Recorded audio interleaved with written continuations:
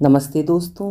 हिंदी साहित्य में आज सुनिए लखनऊ विश्वविद्यालय से संबद्ध महाविद्यालय में दर्शन शास्त्र की प्रोफेसर रहीं प्रसिद्ध एवं वरिष्ठ लेखिका सुमति सक्सेना लाल की कहानी। सुनिए दूसरी शुरुआत। मेरी जुबानी। मैं हूँ सीमा सिंह। सुबह देर से आँख खुली थी। बादलों से ढका जाड़ों का ठिठुरन भरा सवेरा। बाहर कार के स्टार्ट होने की आवाज़ आ रही है। शायद मंगला बच्चों को स्कूल छोड़ने जा रही होगी। घर में नौकर चाकर ड्राइवर किसी की भी कमी नहीं है, पर बच्चों व मेरे अधिकांश कामों को मंगला स्वयं ही करना पसंद करती है। खिड़की से एक हल्की झलक दिखाती हुई मंगला की गाड़ी आगे सरक गई है। अति आधुनिकता के आभिजात्य से संपूर्ण है मंगला का व्यक्तित्व, पर घर के भीतर उसने कभी किसी भी बिंदु पर एक पत्नी, एक माँ, एक संपूर्ण गृहिणी के दायित्व को नकारा नहीं। वो अपनी हर भूमिका में सहज, संतुष्ट और पूरी तरह चौकन्नी लगती है। किसी एक केंद्र पर टिका उसका व्यक्तित्व कितने अपरिमित विपरीत बिंदुओं पर घूमता रहता है। सफल सा गेट से पोर्टिको तक आने वाली लाल बजरी की सड़क उसके दोनों ओर तराशी हुई हैज सुबह के उजियारे में और भी भव्य और सोबर लग रही है। धुएं के बादल भीड़ के भीड़ बेडरूम की खिड़की से सीधे अंदर घुस रहे हैं। श्याम सिंह की घर की अंगीठी लगता है आज फिर सामने ही रख दी गई है। मंगला आते ही नाक भौं चढ़ाकर बड़बड़ाएगी। कुछ क्षण मुझसे उलझेगी कि मैं उसे डांटता नहीं, इसीलिए इसकी इतनी हिम्मत है। निकाल कर बाहर कर दो इसको क्वार्टर से। एक न्यूसेंस है ये। कभी धुआं, कभी सवेरे सवेरे खटपट। न जाने कितने मसाले कुटते हैं, कपड़े धुलते हैं इसके यहाँ। मैं चुप रहूँगा तो मंगला बाहर जाकर श्याम सिंह को पुकार कर डांटेगी। श्याम सिंह अंगीठी को उठाकर कहीं दूर पिछवाड़े रखाएगा और उसका धुआं हमारी खिड़की छोड़ परे सरक जाएगा। और मेरा मन अनजाने में ही सुबह सुबह ही उखड़ने लगता है। मैं कभी नहीं कह पाऊँगा मंगला से कि जिस धरती से चलकर यहाँ तक आया हूँ उसकी महक है इस धुएं में, इन आवाज़ों में। और अतीत धुंध सा मेरे तन मन पर हावी होने लगता है। जीवन का वो कल जो अब बीत गया है, जिससे टूटा हुआ मैं कभी कभी कितना अकेला हो जाता हूँ। तब अपने आसपास का ये माहौल, ये सुंदर सजा घर, इसकी सुविधाएं, अभिजात्य बंगला और उनके बीच में स्वयं अपना स्व, सब एक अपने से अजनबीपन में डूब जाते हैं, जो कि हमारे लिए अनजान रहा हो, जिसे अभी हमने कुछ क्षण पहले ही जाना था। लगता है एक अजीब से मायावी संसार में गिर गया हूँ मैं।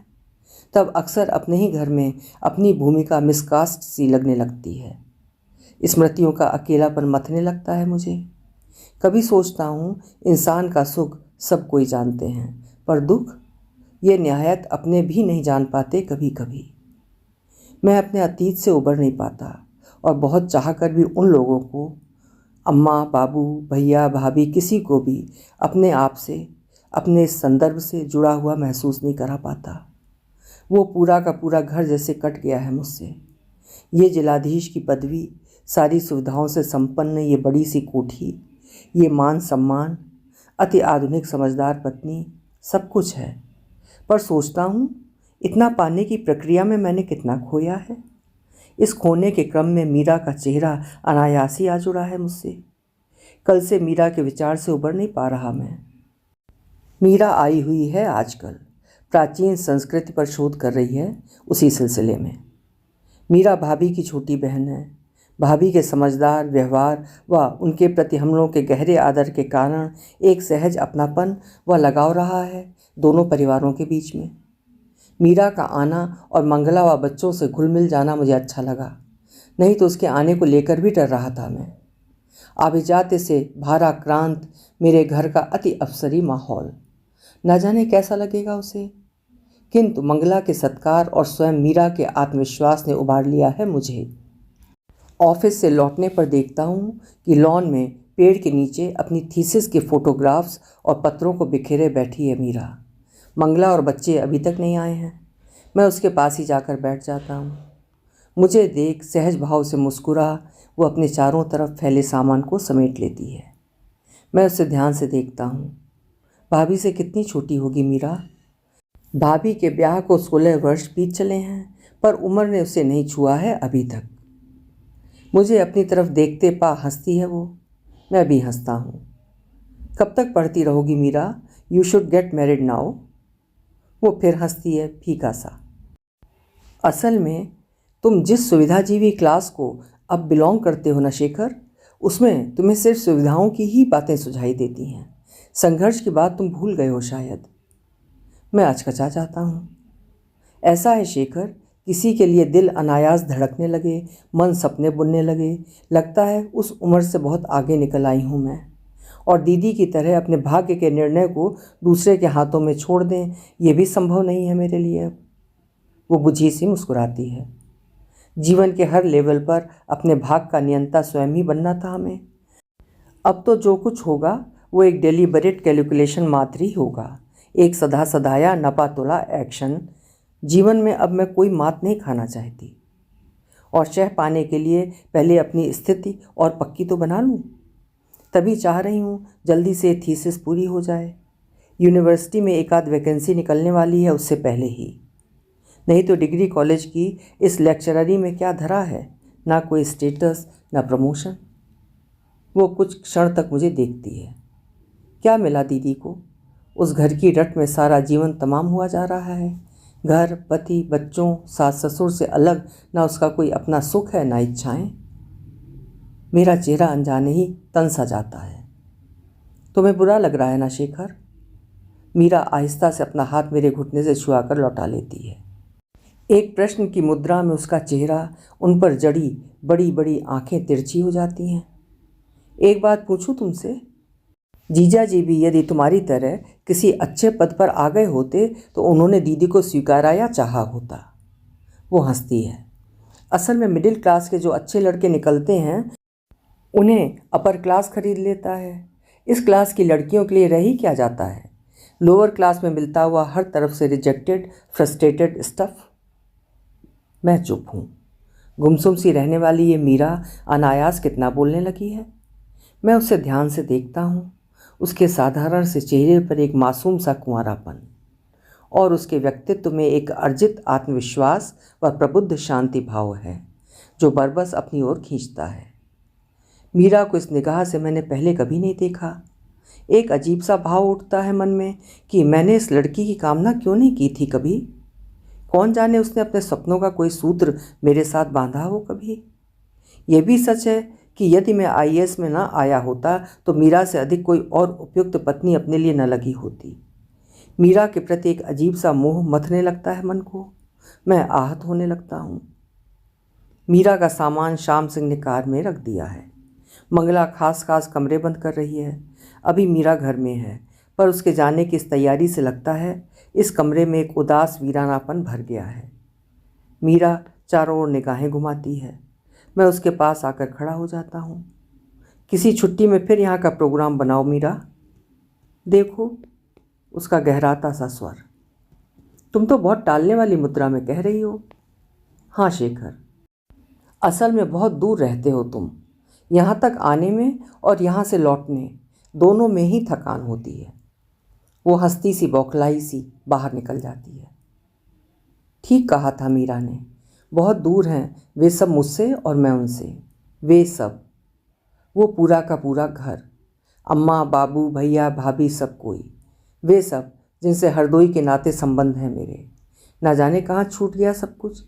कभी जहाँ आनंद भरे दिन बीते थे, वही घर, कॉलेज और शहर कितना वीरान और उदास लगने लगा है। जीवन से विहीन। अपने जीवन की गति और वहाँ की चाल में कोई तालमेल नहीं बैठा पाता, और मैं उखड़ा उखड़ा महसूस करने लगता हूँ। उस शहर ही नहीं, उस घर से भी, जिसमें इतने लंबे बरसों का जीवन जिया है मैंने। कैसे और क्यों होता है ऐसा, मैं समझ नहीं पाता। ज़िंदगी लॉजिक और तर्क से समझी भी नहीं जा सकती। मैं बहुत चाहता हूँ वैसा ना हो, पर उस घर की असुविधाओं के बीच मैं परेशान और बेचैन होने लगता हूँ। तब एक स्वस्ति का एहसास होता है कि ठीक ही किया कि मंगला और बच्चों को छोड़ आया भोपाल। नहीं तो सब लोग मुझे अकेले आया देख मंगला और बच्चों के ना आने का कारण पूछते हैं, नाराज़ भी होते हैं। मैं कोई बहुत ही कमज़ोर सा बहाना बना देता हूँ। उसकी कोई आवश्यकता भी नहीं होती शायद। वे लोग भी सब समझते हैं शायद। और शायद उन्हें मुक्ति का एहसास ही होता है उन सब के ना आने से। घर को जितना संभव हो सकता है सजाया संवारा गया रहता है। चारपाइयों पर बेड कवर, मेज़ों पर बिछे कपड़े, कुर्सियों पर रखी गई गद्दियाँ, बरामदे में मेज़ डालकर खाने की व्यवस्था की गई रहती है। और अचानक मैं अपने को उस घर से अलग अजनबी महसूस करने लगता हूँ। दरवाजे के बाहर गली में जमादार बैठा है। मंगला को और बच्चों को आया ना देखकर बाबू उसे लौट जाने को कहते हैं। भाभी मेरे सामने खिसियाई सी निगाह से देखती हैं। मैं जानता हूँ गली के जमादार को 2-4 रुपए का लालच देकर बाबू ने उसे सुबह शाम 1-आध घंटा बैठे रहने के लिए मनाया होगा। इस घर में फ्लश ना होने की वजह से मैं मंगला और बच्चों को लाने से और अधिक खतराता हूँ। मैं भाभी की तरफ देखता हूँ और नल के नीचे धुले हाथ उनके पल्ले से पोंछ लेता हूँ। भाभी आड़ में भरा सा हंसती हैं।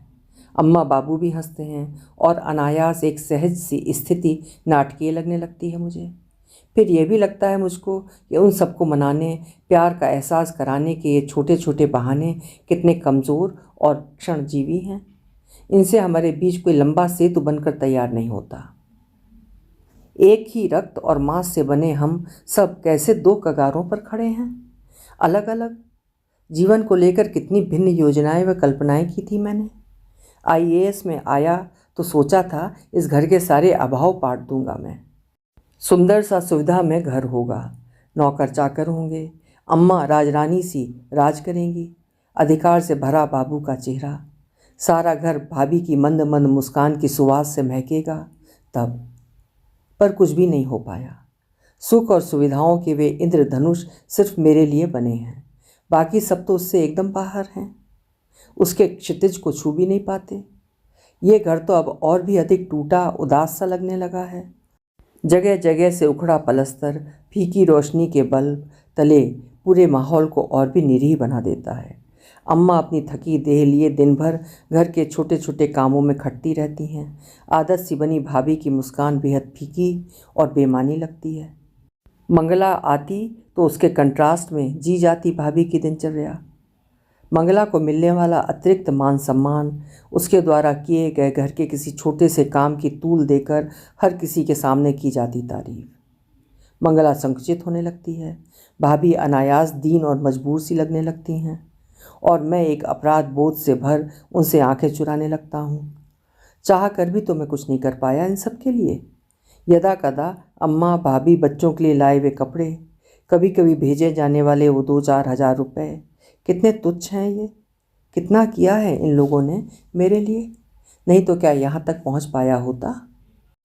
बाबू की हैसियत ही क्या थी।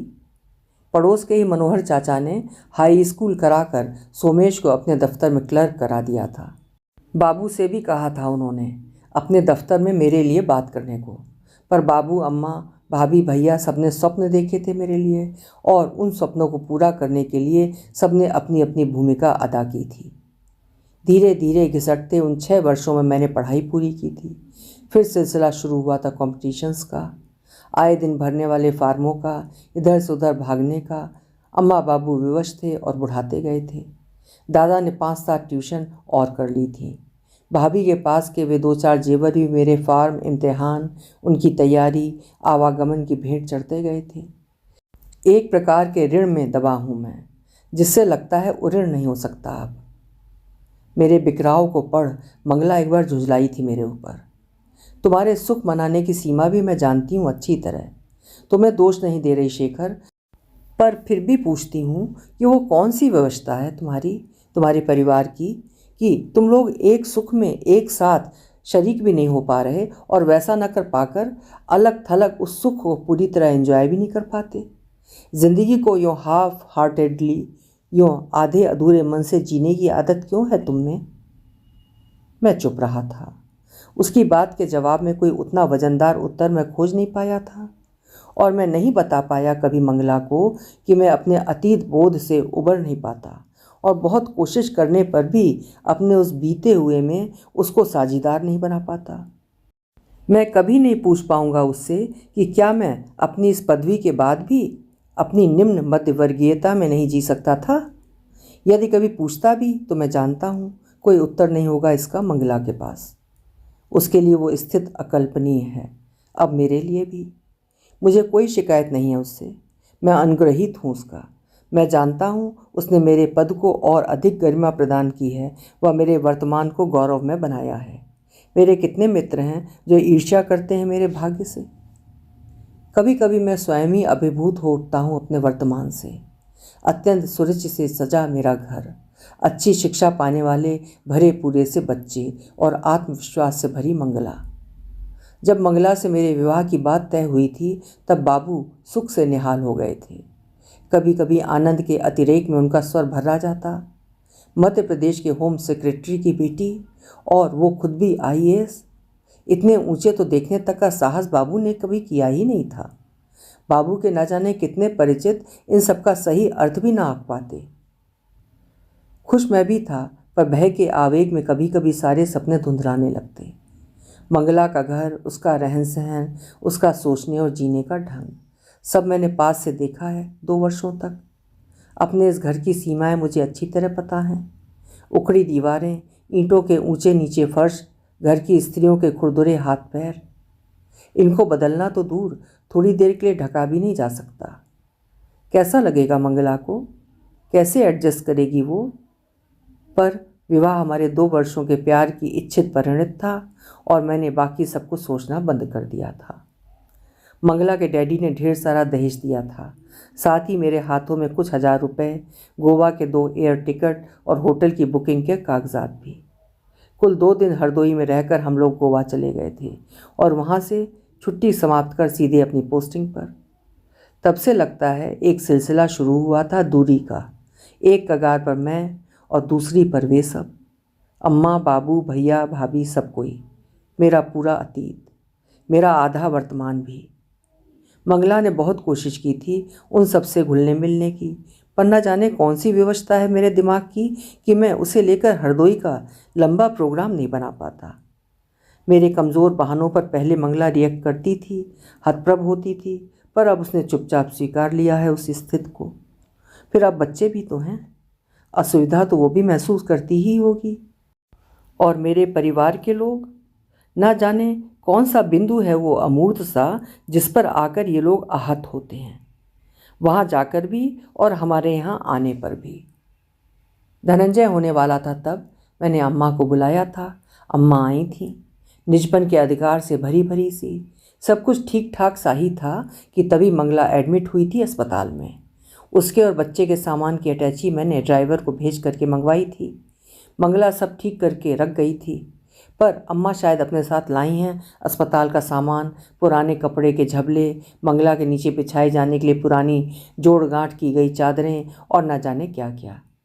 सामान देखकर मंगला बौखला गई थी और उसे परेशान देखकर उससे कई गुना अधिक मैं। घर में घुसते में अम्मा पर चिड़चिड़ा पड़ा था। हतप्रभ सी अम्मा देखती रही थी। अस्पताल में नए कपड़े खराब होते इसलिए नहीं भेजे थे। तुम तो इसे भी हरदोई समझती हो अम्मा। मैं अपनी ही धुन में था। शायद मंगला की चिंता, घबराहट और उस भागदौड़ की उत्तेजना में अपना संतुलन खो चुका था। मेरे साथ अस्पताल पहुंचकर अम्मा उखड़ी सी नहीं थी। मंगला को डॉक्टर अंदर ले जा चुकी थी। प्राइवेट वार्ड के उस साफ सुथरे कमरे में चपरासी गुलाब का ताज़ा गुलदस्ता रख गया था। मंगला के बिस्तर पर साफ सफ़ेद चादरें, झालरदार गिलाफ के 2 तकिए, बढ़िया कंबल। बच्चे का सामान निकाल कर एक ओर रख दिया गया है। झबरे बालों जैसा नर्म सफ़ेद तौलिया, बेबी केयर वाले कपड़े। अम्मा सहमी सी सबसे अलग खड़ी खड़ी देखती रही थी। बच्चे को देखते ही अम्मा के चेहरे पर सुख का उन्माद सा फैल जाता है, पर बेबी कॉट में लेटे हुए अम्मा उससे दूर खड़ी टुकुर टुकुर देखती भर रही थी। मौका मिलते ही धीमे से पूछा था मंगला ने मुझसे, अम्मा से क्या कुछ कहा तुमने? हाँ, क्यों? क्या कहा? मंगला का थका सा स्वर। कुछ नहीं, ऐसे ही। मैं उसकी बात को कोई महत्व नहीं देता। नहीं कहना चाहिए था, मंगला आजीजी से कहती है।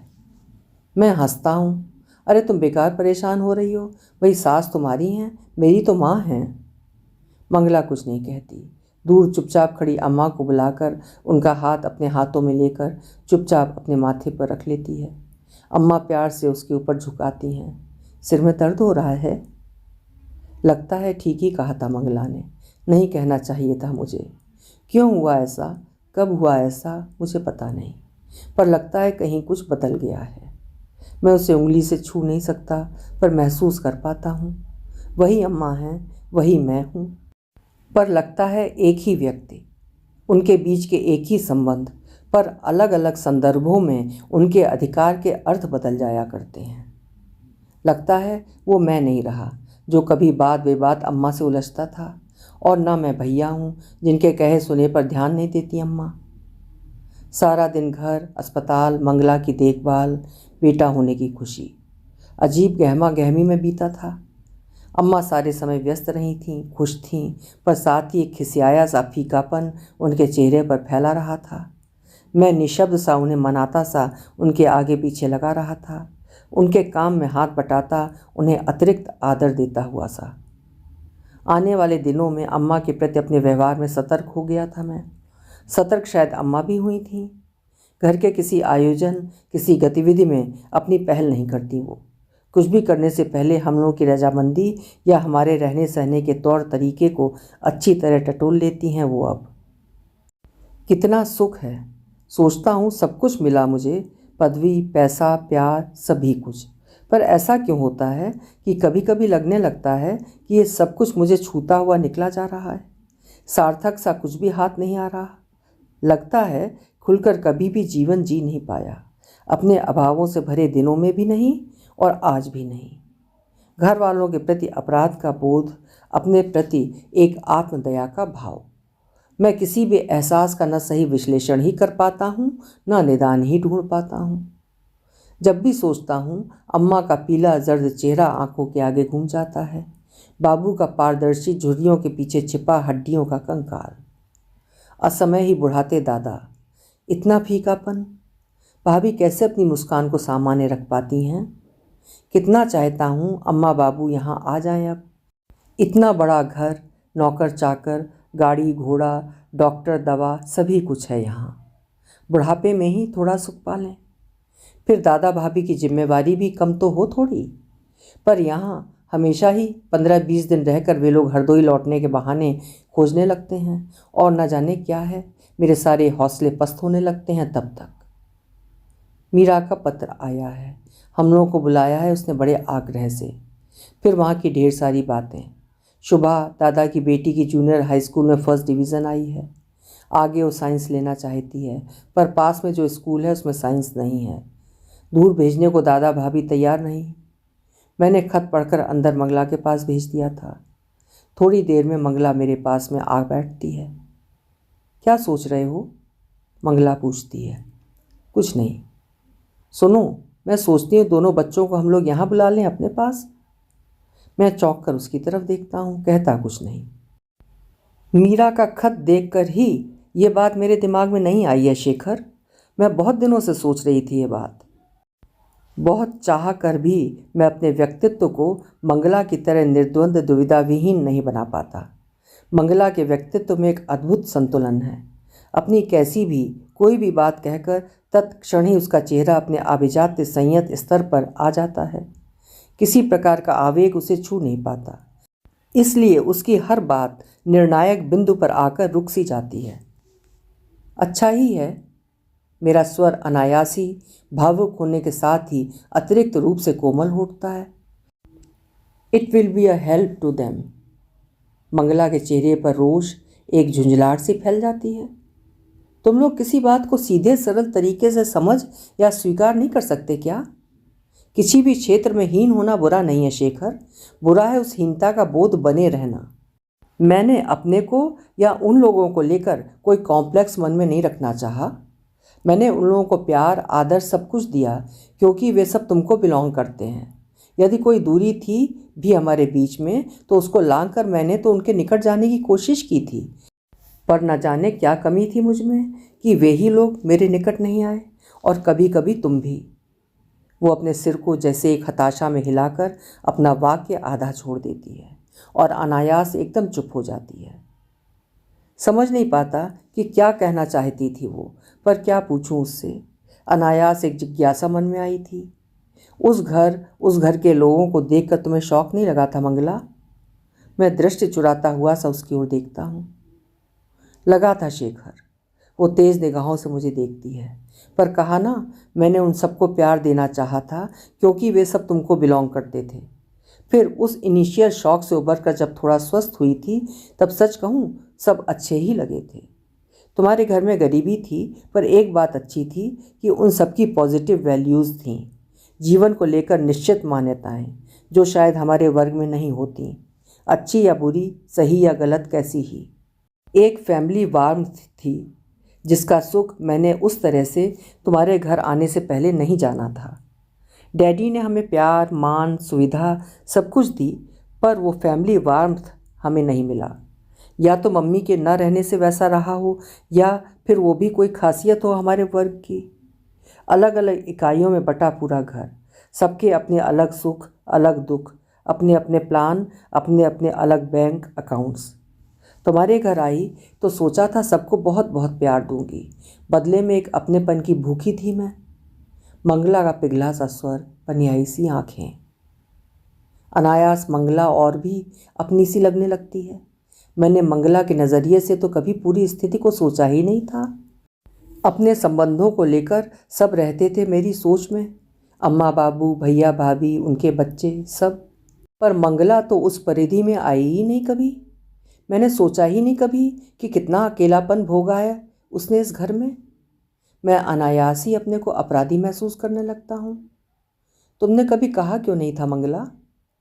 वो फीका सा हंसती है। प्यार का हक जताया नहीं जाता शेखर, वो कुछ क्षण रुकती है। कितना मनोहार करके लाते हैं हम अम्मा बाबू, भैया भाभी को। कितने उत्साह से तैयारी करती हूँ मैं उनके आने की, पर उनके आने के बाद मुझे हमेशा ऐसा लगा है कि अनजाने ही कोई अदृश्य सी दीवार खड़ी हो जाती है हमारे बीच में। ये घर जैसे दो विरोधी शिविरों में बंट जाता है। एक ओर वे सब और दूसरी ओर रह जाती हूँ अकेली मैं, और इस ओर से उस ओर भागते तुम बेहद दयनीय, बेहद फनी लगने लगते हो शेखर। उन पूरे दिनों मैं अपने को कितना अकेला महसूस करने लगती हूँ।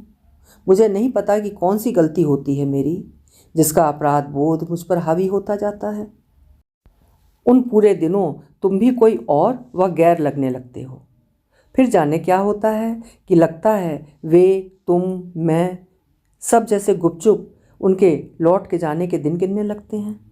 और उनके जाने के बाद थोड़ी देर तो हम सब खुली हवा की सांस अपने भीतर भरते हैं, और फिर दिनों तक एक गिल्ट से भरे रहते हैं। मैं चुपचाप मंगला की तरफ देखता हूँ, सोचता हूँ इससे कई गुना अधिक प्यार पाने की अधिकारिणी थी मंगला। इस घर में क्या मिला उसे? गैरों जैसा मान सम्मान, प्रशंसा, बस। वो कुछ क्षण मेरी तरफ देखती रहती है। इसीलिए सोचती थी शेखर, यहाँ आ जाएं दोनों। बच्चे निश्चल होते हैं, मैं जानती हूँ उनका यहाँ रहना सेतु बनेगा हमारे बीच में। उन बच्चों के यहाँ रहने से भाभी, भैया, अम्मा बाबू सब अपनापन महसूस कर सकेंगे हमसे, यहाँ के पूरे माहौल से।